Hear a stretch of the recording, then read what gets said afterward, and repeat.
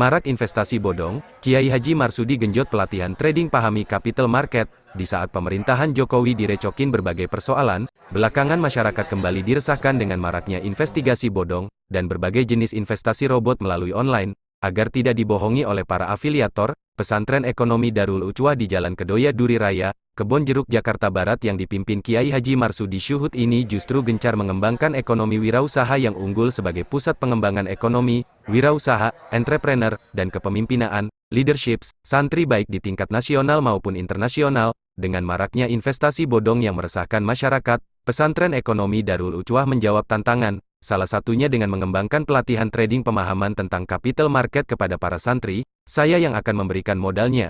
Selain itu ia juga membuka beasiswa bagi siswa pesantren ekonomi Darul Uchwah, kata Kiai Haji Marsudi saat acara-acara haflah akhirusana di pesantren ekonomi Darul Uchwah di Jalan Kedoya Duri Raya, Sabtu, tanggal 26 Maret tahun 2022.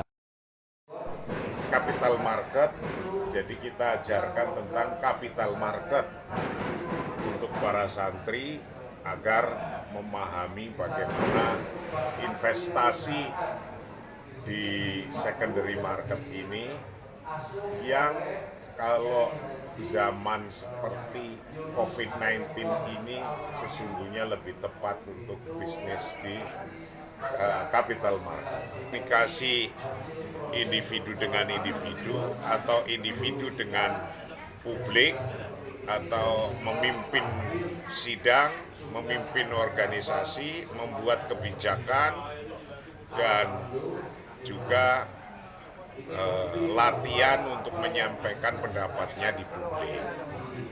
Itu namanya kitab Sikhrul Kalimah. Itu lagi dikaji hari ini. Yang sudah selesai ada namanya Sikhrul Qiyadah, The Magic of Leadership. Itu juga saya ajarkan. Kitab-kitab tentang manajemen kepemimpinan. Bagaimana menjadi pemimpin yang baik, yang tepat pada zamannya.